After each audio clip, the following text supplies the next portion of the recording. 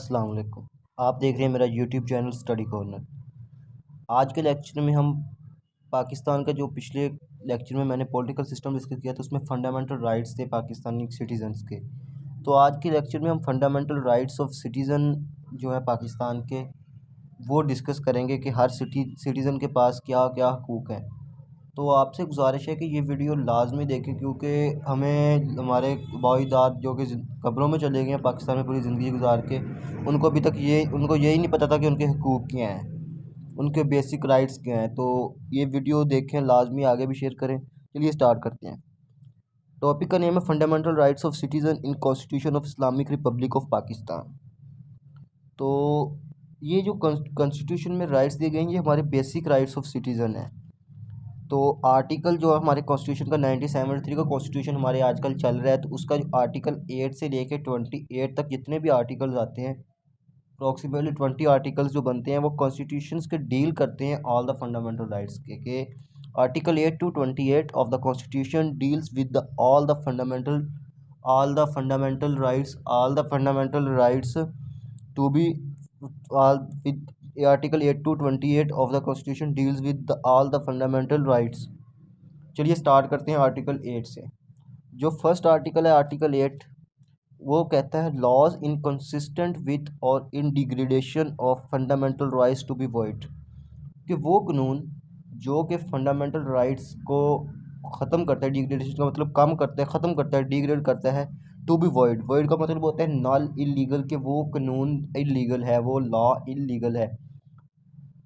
Next आता है article number 9। पहले 8 में ये है कि जो कानून हमारे बेसिक राइट्स के ख़िलाफ़ बनता है कि मिसाल के तौर पर चोरी करने वाले का हाथ काट दिया जाएगा, तो ये वो वॉइड है, वो उसको नल है, वो इलीगल है हमारे आइन में आर्टिकल 8 के मुताबिक। नेक्स्ट आता है article 9, security of person. Article 9 deals with security of person. No person shall be deprived of life and liberty save in accordance with law, कि कोई भी शख्स जो है उसको उसकी ज़िंदगी से महरूम नहीं किया जाएगा और आज़ादी से भी महरूम नहीं किया जाएगा, क्योंकि उसकी लाइफ और जो लिबर्टी आज़ादी है वो लॉ के मुताबिक महफूज है, सेव है। नेक्स्ट देखें आर्टिकल 10। आर्टिकल 10 में है safeguard as to arrest and detention, के सेफ गार्ड टू रेस्ट, जब उसको कोई गिरफ़्तार किया जाए तो वो महफूज रहे गिरफ़्तारी के दौरान। और एंड डिटेंशन का मतलब ये है कि वो उसको कोई नुकसान ना पहुँचे। तो आपको पता है कि जब भी कोई किसी शख्स को गिरफ़्तार किया जाता है तो उसको 24 घंटे के दौरान अंदर किसी भी करीबी मजिस्ट्रेट या सुप्रीम कोर्ट जो भी अदालत है, मजिस्ट्रेट मोस्टली होता है, तो उसमें उधर उसको पेश करना होता है 24 आवर्स के अंदर। नेक्स्ट है आर्टिकल 10A। 10 की आगे किस्म है आर्टिकल 10A, जिसमें लिखा हुआ है right to fair trial. Right to fair trial के जब आपने एक शख्स को गिरफ़्तार कर लिया है तो उसको अपने फेयर ट्रायल के लिए जो उसकी पेशी वगैरह है, तो जो भी उसकी वो समाअत वगैरह होनी है उसमें उसको पार्टिसिपेट करने का पूरा हक़ है। वो अपना वकील कर सके, अपने रिश्तेदारों से मिल के बात को डिस्कस कर सके, उसके पास फेयर ट्रायल है। नेक्स्ट आता है आर्टिकल 11। आर्टिकल 11 डील करता है स्लेवरी के साथ, फोर्स्ड लेबर के साथ। तो इसमें लिखा हुआ है slavery forced labour is prohibited, कि जो ग़ुलामी है और आप अगर किसी से ज़बरदस्ती मजदूरी करवाते हैं ये मना किया गया है, ये मना है पाकिस्तान के कॉन्स्टिट्यूशन के आर्टिकल नंबर 11 के मुताबिक। नेक्स्ट आप देखें आर्टिकल 12। आर्टिकल 12 कहता है प्रोटेक्शन अगेंस्ट रिट्रोस्पेक्टिव पनिशमेंट, के प्रोटेक्शन आपको हिफाजत दी गई है इस कॉन्स्टिट्यूशन आइन के इस आर्टिकल के मुताबिक। रिट्रोस्पेक्टिव पनिशमेंट वो पनिशमेंट जिस तरह के जो इस्लाम में पहले होती थी, कि अगर किसी ने हाथ चोरी की तो उसको हाथ काट दिया, ज़िना किया तो उसको कत्ल कर दिया गया, ये वाली जो फोर्स होती थी रिट्रोस्पेक्टिव पनिशमेंट, वो कोड़े मारे जाते थे ज़िना करने में। तो ये वाली जो पनिशमेंट है ये पाकिस्तान के कॉन्स्टिट्यूशन में इसको ख़त्म किया गया है, इसको मना किया गया कि ये पुरानी जो सज़ाएँ हैं उसको ख़त्म किया गया है। तो नई सज़ाएँ तो हैं उसके मुताबिक, चोरी करेगा तो उसकी सज़ा है, लेकिन जो पुरानी सज़ाएँ थी, जो रिट्रोस्पेक्टिव पनिशमेंट थी, उनको पाकिस्तान के आइन के कॉन्स्टिट्यूशन आर्टिकल 12 के मुताबिक ख़त्म कर दिया गया है। नेक्स्ट है आर्टिकल 13।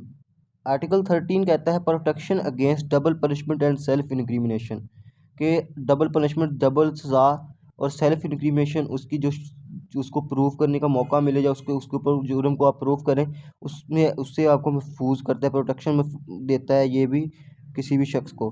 डबल पनिशमेंट का मतलब ये है कि मिसाल के तौर पर आप देखते हैं मोहल्ले में अगर कोई डाकू वगैरह को पकड़े तो पहले उसको अच्छी तरह मरम्मत वगैरह करके फिर पुलिस के हवाले कर देते, तो वो पहले उसको उधर पनिशमेंट मिल गई, बाद में उसको कानून के मुताबिक पनिशमेंट मिल गई, तो डबल पनिशमेंट होगी।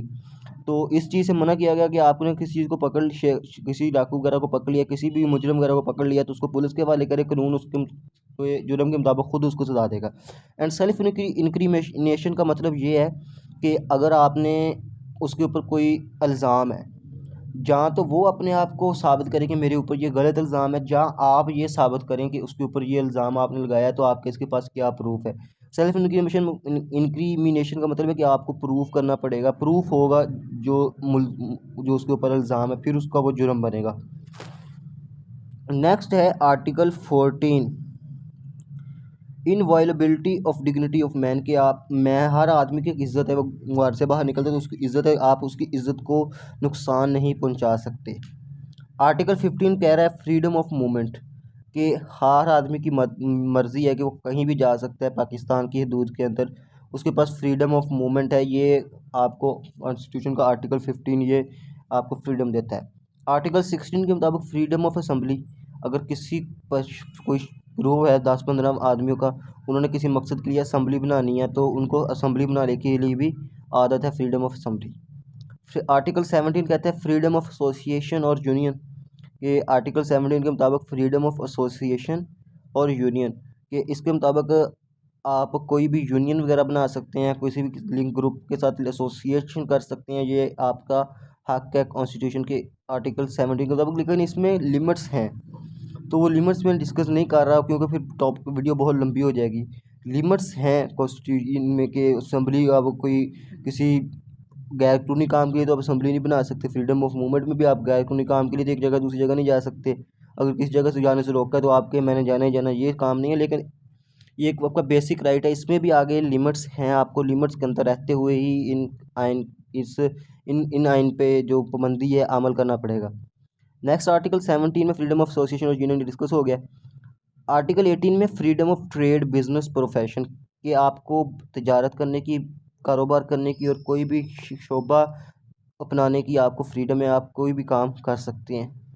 नेक्स्ट आता है article 19 freedom of speech and expression, कि आपको फ्रीडम ऑफ स्पीच होगी, बोलने का हक होगा, एक्सप्रेशन अपने ख्यालात बताने का हक होगा। प्रेस प्रेस इसी में आ जाता है, प्रेस न्यूज़ वगैरह होती है, आप बोल सकते हैं, प्रेस कॉन्फ्रेंस कर सकते हैं।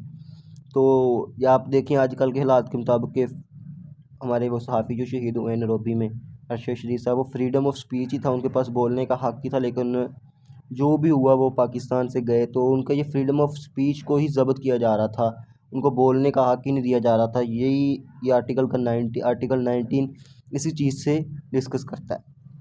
नेक्स्ट आता है article 19A right to information, कि आपको इंफॉर्मेशन हो कि हर चीज़ के मतलब इंफॉर्मेशन मीन कि आप लोग टैक्स देते हैं तो आपको पता हो कि आपका जो पैसा है वो कहाँ लगा रही है गवर्नमेंट, आप गवर्नमेंट से इस चीज़ के मतलब पूछ सकते हैं। ये लिखा है वो in all matters of public importance subject to regulation and reasonable restriction impose by law, कि इन्फॉर्मेशन हो आपको हर पब्लिक इंपॉर्टेंस सब्जेक्ट की, बट इसमें रेगुलेशन है, रीजनेबल रिस्ट्रिक्शंस भी इम्पोज की गई हैं लॉ की अंडर, कि ये आपके पास राइट ऑफ इंफॉर्मेशन है। अब साथ के तौर पर सी पैक का कोई चीज़ें इस तरह होती हैं, एटमी हथियार लगा ले हमारे, तो अब आप हम ये तो नहीं कह सकते कि अपनी गवर्नमेंट से या फौज से कि हमें एटमी हथियार बताएं कहाँ पड़े हुए हैं, इसमें रिस्ट्रिक्शंस हैं। तो ये आपके पास राइट इन्फॉर्मेशन, आप सिर्फ इस चीज़ों से पूछ सकते हैं। आप मिसाल के तौर पर टैक्स देते हैं, पहले भी बता चुका हूँ, उनसे पूछ सकते हैं कि आप ये पैसा कहाँ लगा रहे हैं। ये आप गवर्नमेंट से जिन चीज़ों के आप मतलब कुछ चीज़ों के मतलब आप पूछ सकते हैं, कुछ चीज़ों के मतलब आप गवर्नमेंट से नहीं पूछ सकते। नेक्स्ट है article 20 freedom to profess religion and manage religious institution, कि आप कोई भी रिलीजन को अपना सकते हैं और रिलीजियस इंस्टीट्यूशंस को भी मैनेज कर सकते हैं, चला सकते हैं। नेक्स्ट आता है आर्टिकल 21। आर्टिकल 21 कहता है safe guard against taxation for purpose of any particular religion.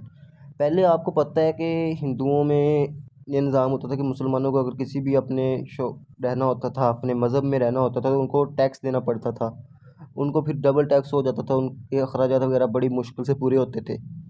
तो पाकिस्तान की कॉन्स्टिट्यूशन आर्टिकल 21 में माइनॉरिटीज़ के मतलब ये है कि safe guard against taxation for purpose of any particular religion, कि आपको कोई टैक्स वगैरह पे नहीं करना पड़ेगा कि आप क्रिश्चियन हैं, हिंदू हैं या सिख हैं, आपको बस एक आम शहरी की तरह ही ट्रीट किया जाएगा, कोई भी आपको अजाफी टैक्स आपके ऊपर इम्पोज नहीं किया जाएगा। नेक्स्ट आता है article 22, safeguard as to educational institution in respect of religion etcetera, कि आपको हिफाजत दी जाएगी एजुकेशनल इंस्टीट्यूशन जो कि रिलीजन में रिस्पेक्ट में बने हुए हैं, तो उनको एजुकेशनल इंस्टीट्यूशन को सेफ गार्ड किया जाएगा अक़लीतों के सेफ जो इंस्टीट्यूशंस बने हुए हैं, अदारे बने हुए हैं इन रिस्पेक्ट ऑफ रिलीजन, जहाँ पे दीन की तलीम दी जाती है, उनके दीन की तलीम दी जाती है, उनको सेफ किया जाएगा आर्टिकल 22 के मुताबिक। आर्टिकल 23 कहता है प्रोविजन एज टू प्रॉपर्टी, कि आप जहाँ पाकिस्तान की हदूद में जहाँ चाहे प्रॉपर्टी खरीद सकते हैं, लेकिन इसमें भी रिस्ट्रिक्शन, अगर गवर्नमेंट एक जगह से मना किया कि आप यहाँ पे नहीं खरीद सकते, कोई ले सकते, तो यहाँ पे मसला होगा तो आप नहीं ले सकते। Every citizen shall have the right to acquire, hold and dispose of property in any part of the Pakistan, तो कोई भी शख्स किसी भी जगह पे प्रॉपर्टी हासिल कर सकता है, रख सकता है और उसको बेच सकता है पाकिस्तान में, subject to the constitution and any reasonable restriction imposed by law in the public interest. अगर पब्लिक इंटरेस्ट में गवर्नमेंट ने कोई रिस्ट्रिक्शन लगाई है या इम्पोज लगाया हुआ है कॉन्स्टिट्यूशन में, तो फिर आप नहीं कर सकते, इसमें लिमिट्स है। नेक्स्ट आता है article 24, protection of property rights, के आपके जो प्रॉपर्टी राइट्स हैं उसकी प्रोटेक्शन होती है। प्रॉपर्टी राइट्स जो आपकी प्रॉपर्टी बनी हुई है, जो कोई भी चीज़ आपकी कब्ज कारोबार, मिसाल के तौर पर कॉपी राइट्स के हकूक़ होते हैं, यूट्यूब पे भी आपको पता है, तो ये आपका protection of copyright property rights ही हो जाता है। तो ये प्रॉपर्टी राइट्स पे प्रोटेक्शन है वो आर्टिकल 24 के मुताबिक दी जाती है। नेक्स्ट है आर्टिकल 25। आर्टिकल 25 के मुताबिक है इक्वालिटी ऑफ सिटीजन्स, कि तमाम शहरी बराबर हैं, कोई किसी से बदतर नहीं है या कोई किसी से ज़्यादा अच्छा नहीं है। जॉब वगैरह में हर एक को इक्वल्स अपॉर्चुनिटीज़ मिलेंगी। तो ये हर सिटीजन्स, कोई अमीर कोई गरीब, इसमें कोई डिफरेंस नहीं होगा, हर सिटीज़न बराबर है। नेक्स्ट आता है article 26, non discrimination in respect of access to public places, कि आप इसमें नॉन डिस्क्रिमिनेशन होगी, कोई नहीं आपको रोक सकता कि आप इस जगह से जाएं या ना जाके, पब्लिक प्लेसेस पे हर कोई इक्वली तौर पे जा सकेगा। Non discrimination in respect to access public places पे हर कोई बंदा अपनी मर्जी से कभी भी जा सकेगा।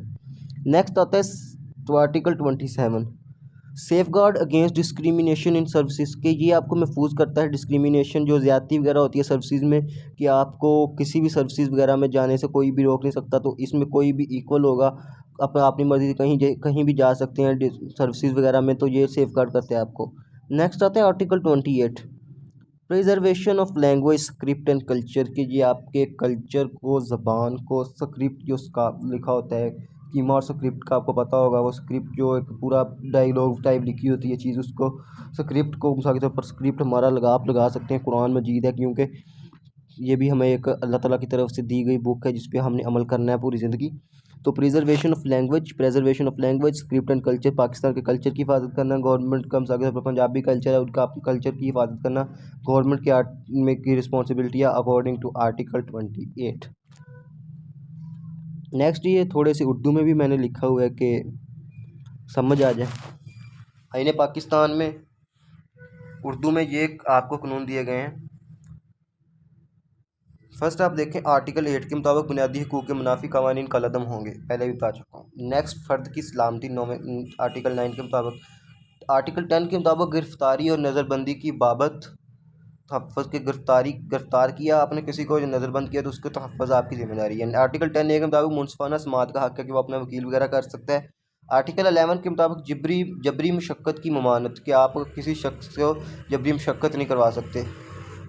आर्टिकल 12 के मुताबिक मुतल्लक़ व माजी की सज़ा के ख़िलाफ़ तहफ़्फ़ुज़, कि अगर कोई शख्स को माजी की सज़ा दी जाती है, जो उसको डबल सज़ा दी जाती है, डबल पनिशमेंट, वो उस चीज़ के भी मना किया गया है। आर्टिकल 13 दोहरी सज़ा के ख़िलाफ़ तहफ़्फ़ुज़। आर्टिकल 14 इंसानी रकबे की हुर्मत, कि इंसान की डिग्निटी है है उसको उसकी आपने हुर्मत उसकी आपने कदर करनी है। आर्टिकल 15 नक़्ल व हरकत की आज़ादी। आर्टिकल 16 के मुताबिक इज्तिमा कर सकते हैं आप। आर्टिकल 17 अंजुमन साज़ी यूनियन बना सकते हैं। आर्टिकल 8 तजारत कारोबार की आज़ादी, प्रोफेशन और ट्रेड आप कर सकते हैं। आर्टिकल 19 फ्रीडम ऑफ स्पीच, तकरीर की आज़ादी। आर्टिकल 90A के मुताबिक अतलाआत तक रसाई की हक़, कहा कि आप इंफॉर्मेशन किसी से पूछ सकते हैं, राइट टू इंफॉर्मेशन है आपके पास।